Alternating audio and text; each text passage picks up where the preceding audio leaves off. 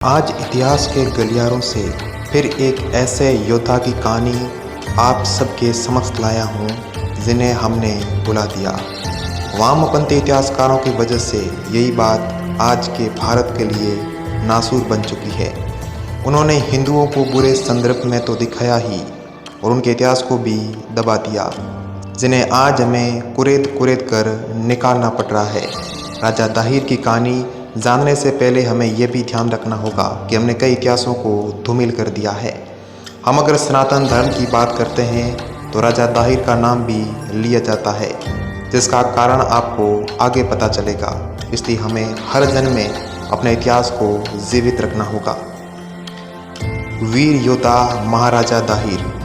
सिंध भूमि वैदिक काल से योद्धाओं और ऋषि मुनियों की वजह से जानी जाती है। सिंधु नदी के किनारे न जाने कितने ही वेदों की ऋचाओं की रचना हुई। पौराणिक भारतवर्ष में सिंध ने कई वीर वीरांगनाओं को जन्म दिया, जिन्होंने सिंध का ही नहीं बल्कि भारतवर्ष का पताका विश्व भर में फहराया। वीर शिरोमणि महाराजा दाहिर सेन भी उन्हीं में से एक थे। ये उस समय की बात है जब 20वीं शताब्दी प्रारंभ होने के 600 साल बीत चुके थे और उस समय के राजा थे राजा राय साहसी, जिनकी लंबी बीमारी के उपरांत मृत्यु हो गई। राजा का कोई संतान न होने की वजह से उन्होंने अपने प्रधानमंत्री कश्मीरी ब्राह्मण सच को अपना उत्तराधिकार बनाकर राज्य सौंप दिया। रानी सोहिंदी एवं राज दरबारियों की इच्छानुसार राजा सच ने रानी सोहिंदी से विवाह किया और महाराजा दाहिर का जन्म हुआ। राजा सच ने राज्य का पदभार संभालते ही लोहाना, गुर्जर और जाटों को पदों से मुक्ति दे दी और साथ ही उन्हें राज्यसभा से निलंबित कर दिया। किंतु राजा सच की भी जल्दी मृत्यु हो गई, जिसके बाद उनके भाई संदर ने पदभार संभाला, जो कि सच के राज में प्रधानमंत्री थे। चंद्र ब्राह्मण कुल के होने के उपरांत भी बौद्ध धर्म अपनाया, जिस वजह से ब्राह्मण समाज में आक्रोश आ गया। संदर ने 7 वर्ष तक राजकाज संभाला। उसके बाद राज्य की बागडोर संभाल रहे थे महाराजा दाहिर, जिनके अधीन 7 और राज्य भी थे। राजा दाहिर को सिंहासन पर आसीन होने के साथ ही कई चुनौतियों का सामना करना पड़ा। एक तरफ तो अपने पिता द्वारा लोहाना, गुर्जर और जाटों का निलंबन और उनका आक्रोश, दूसरी तरफ अपने साचा की वजह से ब्राह्मणों में गुस्सा। इन दोनों ही परिस्थितियों से राजा दाहिर को किसी भी हाल से निकलना था। इसलिए राजा दाहिर ने सबको एकजुट और एकमत होकर साथ लेकर चलने का संकल्प लिया।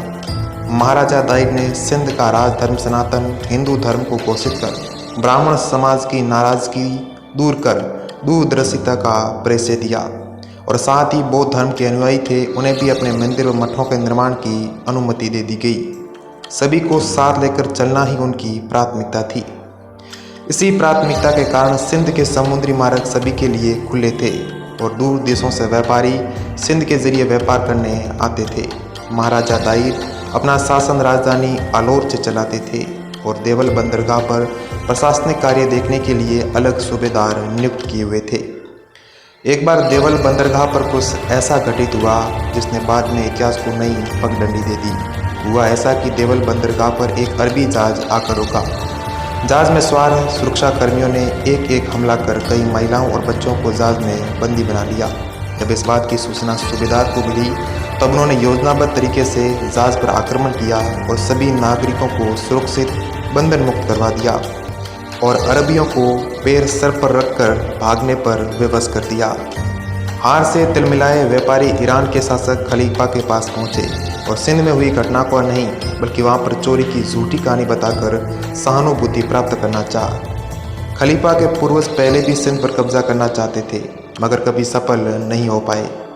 व्यापारियों की मनगढ़ंत कहानी ने आग में घी का काम किया, क्योंकि खलीफा खुद सिंध पर आक्रमण का बहाना ढूंढ रहा था। इसके बाद सिंध पर आक्रमण के लिए अब्दुल्ला नामक व्यक्ति के नेतृत्व में सैनिकों को भेजा गया।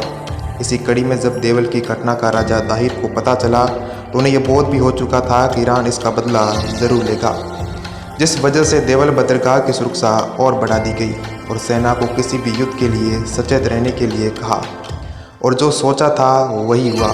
ईरानी सेना ने देवल पर आक्रमण कर दिया, किंतु सिंध के शेर राजकुमार जय शाह के नेतृत्व में उनके स्वागत के लिए तैयार खड़े थे। एक सिंधी सैनिक 3 ईरानियों पर भारी पड़ रहा था। इसी युद्ध में ईरानी सेना का नायक अब्दुल्ला मारा गया और नेतृत्वहीन ईरानी सैनिकों को उल्टे पांव भागने पर विवश कर दिया। राजकुमार जयशाह के नाम जयकारे होने लगे। सभी सैनिकों की आरती की गई। इस हार से खलीफा और अधिक तिलमिला गया।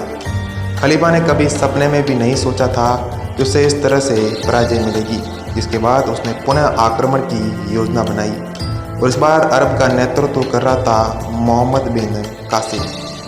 एक बात और, 74 सालों में 9 खलीफाओं ने सिंध पर 14 बार आक्रमण का प्रयास किया किंतु सफल नहीं रहे और कासिम के नेतृत्व में यह 15वां आक्रमण था जिसमें 10,000 से अधिक सैनिक ऊंट घोड़ों पर भेजे गए। महाराज ने बौद्ध मत के ज्ञानबुद्ध नामक व्यक्ति को देवल का सूबेदार नियुक्त किया। जब उसे अरबी आक्रमण के विषय में पता चला तो वह भयभीत हो गया और उसी कायरता ने उसे गद्दारी करने पर प्रेरित किया।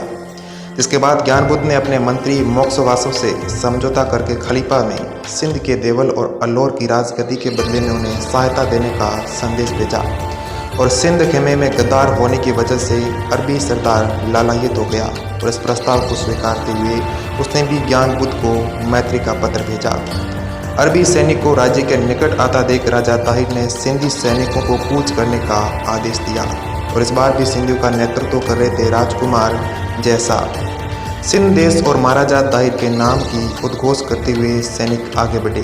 पिता द्वारा हटाए गए गुर्जर, जाटों और लोहानों को पुनः सामाजिक अधिकार देते हुए सेना में सम्मिलित किया गया। उनका विश्वास और आत्मबल देखने को बन रहा था। हर एक सिंधी सैनिक की आंखों में अरबी सैनिकों का कटा हुआ सर नजर आ रहा था। वह पल भी आ गया जब सिंधी वीरों को अपने शौर्य और पराक्रम की परीक्षा देनी थी।